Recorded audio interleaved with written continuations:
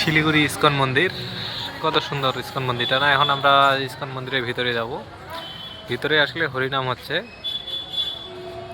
ভিতরে প্রবেশ করব। অনেক সুন্দর মন্দিরটা।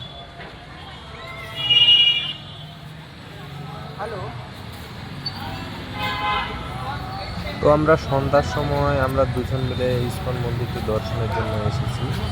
এই ইস্কন মন্দিরটি আসলে শিলিগুড়ির মধ্যে সবচেয়ে বড় মন্দির, আর এখানে আসলে মানুষের মন ভালো হয়ে যায়। আপনারাও চাইলে এখানে দর্শন করতে পারেন। আমি আপনাদের দর্শন করাচ্ছি, আপনি যদি না আসতে পারেন।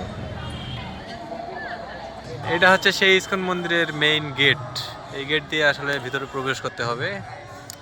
একবার গেটটা দেখেন, কত সুন্দর লাগতেছে না, অস্থির। জয় জগন্নাথ। শ্রী শ্রী রাধা মাধব সুন্দর মন্দির। ভিতরে প্রবেশ করলাম, রাধা গোবিন্দ।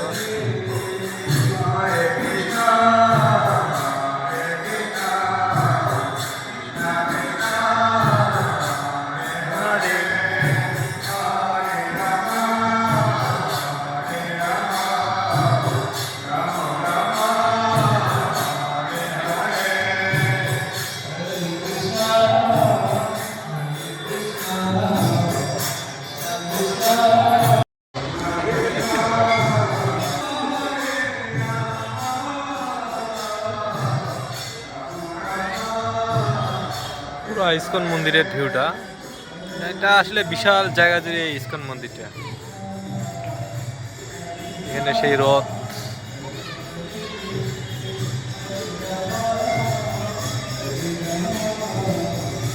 ওইদিকে একটু চলো তো, যে এখানে কি জানি আছে।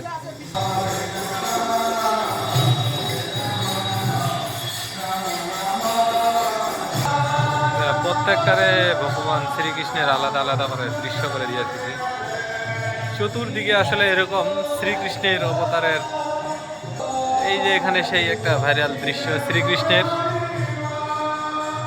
কত সুন্দর লাগতেছে না। এই যে এখানে গোপীদের, সেই সুন্দর লাগতেছে ভিউটা।